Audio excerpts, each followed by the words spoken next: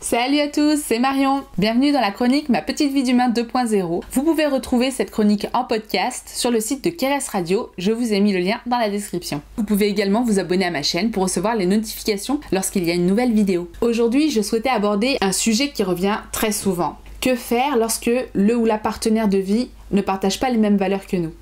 Lorsque certaines choses sont très importantes pour nous, c'est parfois difficile, voire douloureux, de ne pas avoir ses proches qui vont dans le même sens. Par exemple, être végane et voir son conjoint manger de la viande, ou être dans une éducation douce avec ses enfants alors que l'autre n'hésite pas à s'emporter, ou encore lorsqu'on est sur un chemin spirituel qui donne un sens profond à notre vie, qu'on ne peut pas partager avec l'être aimé parce qu'il ne veut pas en entendre parler.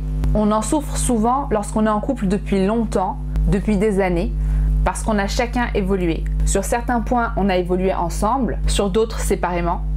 Mais finalement, je trouve que c'est toute la beauté du couple. C'est un enrichissement mutuel permanent. Nous sommes tous uniques et nous fonctionnons tous différemment. Je crois qu'il faut aimer son ou sa partenaire pour ce qu'il est et non pas pour ce qu'on voudrait qu'il soit. Ça implique de respecter son évolution, son rythme, son regard, ses centres d'intérêt. Et cela même lorsque notre partenaire ne le fait pas pour nous comme on aimerait. On ne détient que sa propre vérité. L'autre nous permet aussi de nous remettre en question et de garder les pieds sur terre. Au travers de l'amour qu'on lui porte, il nous apprend à comprendre le regard de ceux qui ne pensent pas comme nous, leur vision du monde.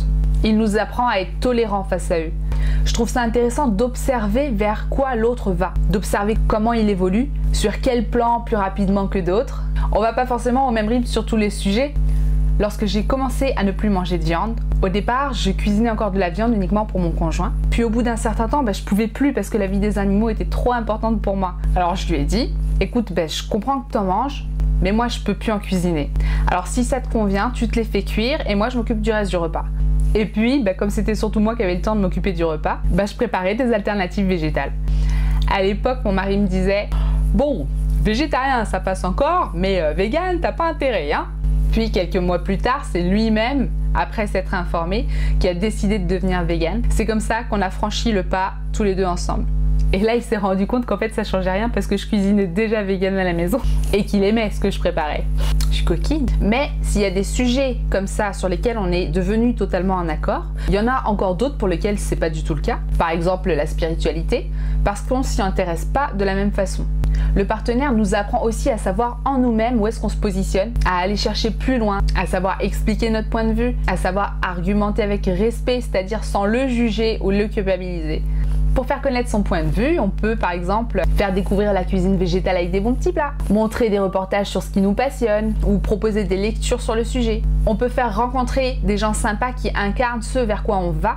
Par exemple, si on souhaite faire l'école à la maison, rencontrer une famille qui le fait déjà pour se rendre compte de ce que c'est, pour rassurer l'autre et lui permettre de poser les bonnes questions, aller voir des conférences, participer à des stages.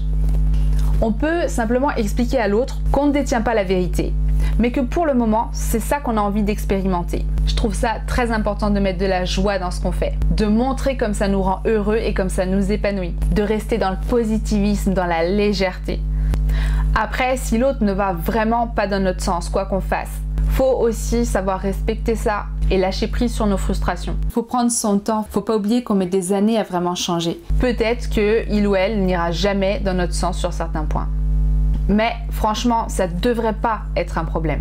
J'ai remarqué qu'on peut pas attendre d'une seule personne qu'elle partage tous nos points de vue. On est trop unique pour ça. Ce qu'il y a en nous, c'est trop immense. Ainsi, j'ai des amis avec lesquels je partage autour de la spiritualité, d'autres avec lesquels on se donne des astuces sur l'éducation douce, avec d'autres on crée des plats crus, j'ai des amis avec lesquels je joue surtout aux jeux vidéo, et encore d'autres avec qui je parle que de faits divers. Si nous avons besoin de discuter de ce qui nous fait vibrer et d'expérimenter nos passions, pourquoi faire reposer notre équilibre que sur une seule personne? Franchement, c'est beaucoup de pression. Notre partenaire a lui aussi ses propres passions, et d'ailleurs c'est un enrichissement pour nous. Quelle que soit la passion, j'admire toujours l'élan de la personne passionnée, son regard qui s'illumine, son esprit qui fourmille, tout ce que ça déclenche en elle, comment ça l'enrichit. Et j'aime découvrir ça chez une personne. J'aime observer et comprendre l'autre dans ce qu'il est. Même quand je suis pas autant passionnée que lui par le sujet, je reste toujours admirative. Je pense que c'est important de montrer aussi à l'autre sa propre valeur. Bref, aimons-nous pour ce que nous sommes et aimons les autres pour ce qu'ils sont. La vie est cool si on garde l'esprit positif. Voilà, c'est tout pour cette fois. Merci de m'avoir suivi. Vous pouvez liker, commenter, partager. Ça m'encourage beaucoup. À la fois prochaine. Ciao. Ouais, non, mais maintenant, c'est le cru. Il me dit ah bah vegan ça passe encore, mais alors crudivore, non, faut pas pousser là, hein.